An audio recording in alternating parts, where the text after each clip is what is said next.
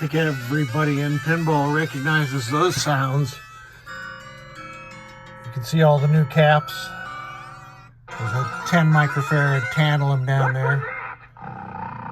Bunch of 47 in the light blue.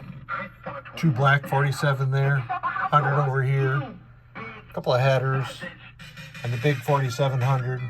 There's 2 1 microfarad tantalums in between these big caps and this heatsink. And 2 1 microfarad tantalums there that I replaced.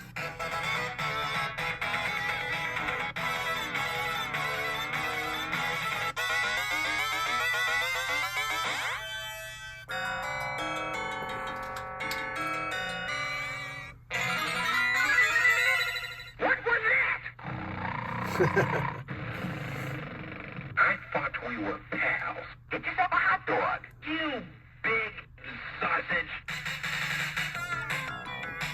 All right, I'm gonna let this run for another couple hours or so just to make sure she's working correctly.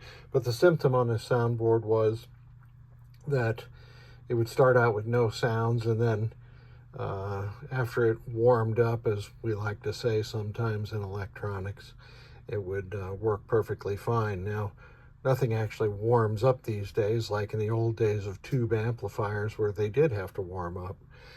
But I think the main problem was that the 2 1 microfarad tantalums that were between these caps and this heatsink were both exploded, and they weren't doing their job of filtering the power to the amplifier correctly.